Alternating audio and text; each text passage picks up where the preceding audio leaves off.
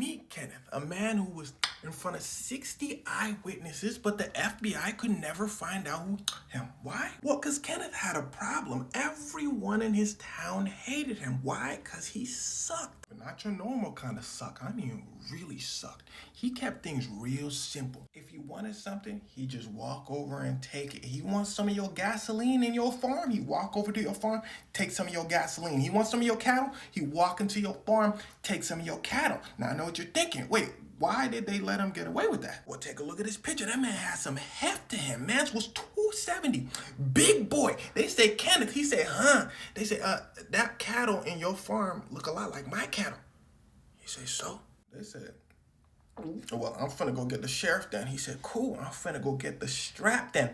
Kenneth was not afraid to blow anybody down. So even the sheriffs were scared of him. On top of that, he had already been arrested like 20 times, but always got away with it because he had a really good lawyer. So he feels like he's invincible. In fact, he would say it himself all the time in town. I can do whatever I want and no one could do a thing about it. But one day he took things a little too far. This is Trina. Sitting next to her is Alice. She's gonna come in a little later in the story. Trina was Kenneth's wife. Now this next part may be a little disturbing.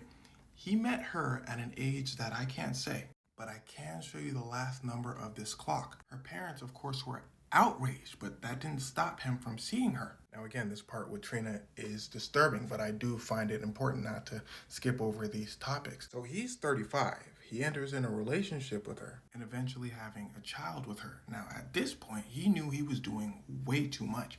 He wasn't gonna get away with this. So Kenneth goes to Trina's parents and tells them, look, y'all gotta let me marry her or I'm finna get in trouble. They say, hell no. So he burns their house down. And remember what I said earlier in the story. The police were scared of him and he has an insanely good lawyer. Well, there's another thing he did to escape jail, and that was threaten people and actually follow up on his threats. Oh, they won't let me marry her daughter? I'm gonna burn their house down. This made people in the town know and understand what he's capable of. If he had a problem with someone, he would follow them around for days. So people just let him do whatever he wants, like sadly, Trina's parents. Kenneth marries Trina. Now, remember Alice from earlier? Well, there's something I forgot to tell you. This was his first wife, but to get married to Trina, he divorces Alice.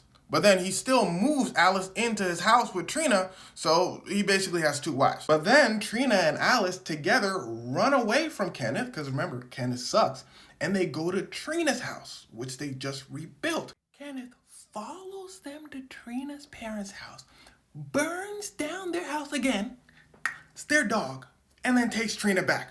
The police this time jump in and say, hell no. The police arrest Kenneth and put Trina in foster care. Let that sink in. But Kenneth gets out of jail because of his amazing lawyer, goes over to Trina's foster family and tells them girl for girl. They said, what do you mean? He says, give me Trina and you get your daughter back. The family had a biological daughter and they were foster parents for Trina. They said, we already have our biological daughter. She's at school. He says, yeah, but I know where she goes to school and I know where she takes the bus. So again, give me Trina. They give him Trina. Now here's where the story starts to get wicked. As you can imagine, everyone in his town hates his guts. What I told you was a story in a few minutes, but this was going on for decades to them. They're living their whole lives with this guy. But one day, his daughter goes over to the local grocery store and she picks up some candy. The grocery store owner, Bo, says, oh, you gotta pay for that. The daughter goes over and tells Kenneth. Kenneth walks over to Bo and says, you accusing my daughter of stealing? Bo says, nah, Kenneth, Bo. But Bo survives. Hit right here, but he survives. Now remember, Kenneth has never been convicted. He even, somebody before, I just didn't mention it, that person also survived. But this time, Kenneth was like, let me not take any chances. I'm gonna just do my old tricks. So Kenneth follows around Bo's family. He starts waiting around their house. They're terrified. He goes, okay, cool, check. He then goes over to the prosecutor and says, you finna try to put me in jail, right? The prosecutor says, well, yeah, that's my job. Kenneth says, you ain't heard about all the stuff I did to people in the TikTokers video? The prosecutor says, oh, I did hear that. All right, you got it. Prosecutor leaves. A new prosecutor comes in straight out of law school. He says, are you Kenneth?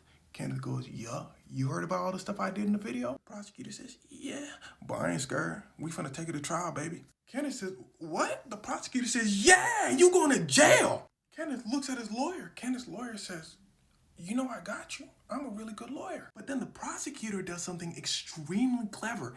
He knows he probably won't beat Kenneth's lawyer straight up. He's just a really good lawyer. Prosecutor, fresh out of law school. Kenneth is intimidating this guy's family. It's gonna be a tough trial. So the prosecutor says, look, what Kenneth did was attempted.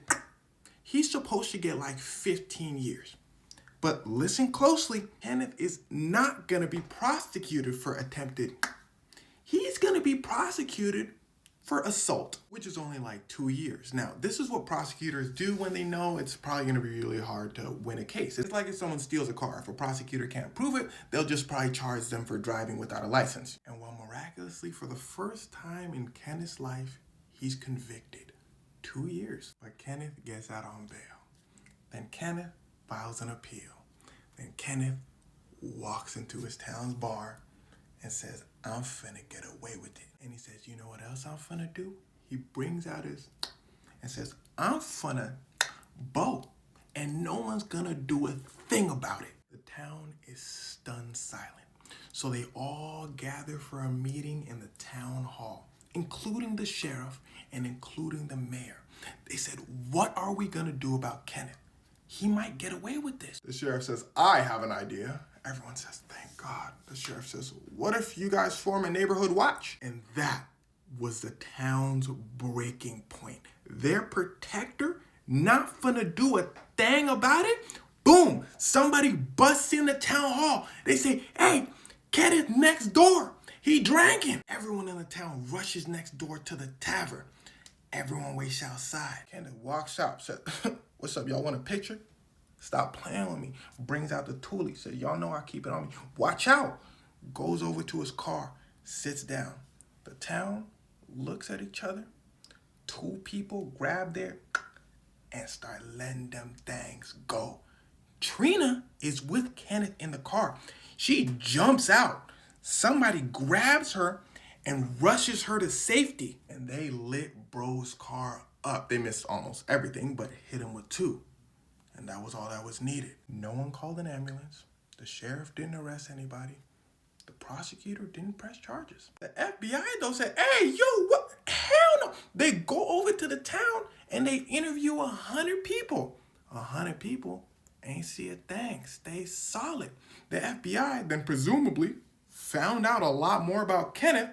They said, oh, all right, we're just gonna go home. Trina, though, Kenneth's wife, goes over to the FBI and says, y'all not finna do anything? They said, mama, he sucks. And nobody's saying anything. That's why we can't do nothing. She says, well, I saw who did it. His name was Dale. If you're wondering why she's doing this, Stockholm Syndrome. She was with Kenneth for a long time at this point. The FBI said, they go over to Dale. They said, do you do it? He said, no. They said, okay.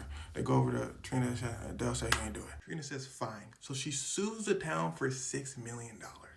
They gave her $17,000. They said, girl, here. And well, Trina moved away and remarried. As for Kenneth, to this day, his is still technically unsolved. Now, I have a genuine question for you. Do you think the town was justified in what they did? Let me know.